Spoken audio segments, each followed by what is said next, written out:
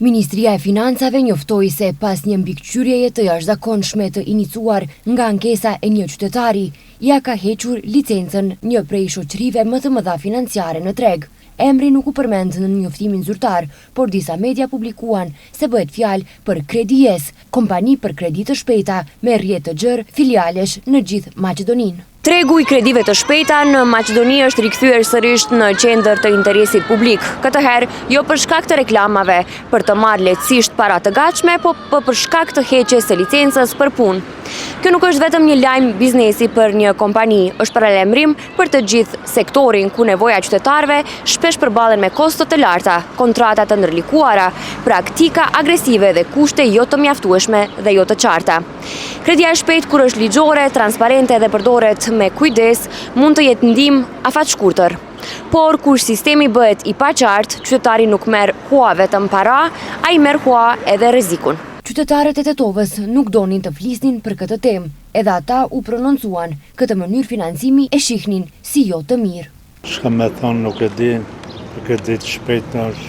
A mendoni se ju bëjnë dëm qytetarëve? Normal, i bënën e vetës dëmi. Kredi të shpejtë asnjëherë s'kisha preferuar. Vidi kako ima potreba, negde dobro da gi ima, ama preterani kamatis. Sipas nevojës, është mirë të jenë, por kamatat janë të tepruara. Nëse merret 30.000 apo 50.000, kamatat janë të larta, por nëse merr 15.000, ke pak levërdeji. Por, si të qoftë, nuk do të kisha preferuar për shkak të kamatave të larta. Për zhvillimet me kredite shpejta janë prononcuar edhe nga partia në pushtet, pas vendimit për t'ia hequr licencën subjektit financiar Kredi-Yes dhe mbylljen e 40 filialeve të tij për shkak të shkeljeve ligjore. Vlen inkurajon institucionet shtetërore që me vendosshmëri të vazhdojnë luftën kundër abuzimeve financiare dhe dukurive që dëmtojnë qytetarët. Vlen ka premtuar se do t'jetë në vijën e parë të luftës kundër dukurive që dëmtojnë shoqërinë, si kumari, kredite shpejta abuzive dhe forma tjera të shfrytëzimit financiar të qytetarëve, thuhet në komunikat.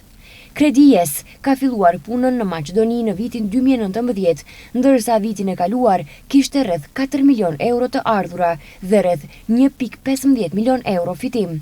Këto shifra, nëse lexohen në kontekstin e heqjes së licencës, hapin dilemën thelbësore, si është e mundur që një model financiar fitimprurës të funksionojë në një zonë ku mbikëqyrja konstaton parregullsi serioze ligjore.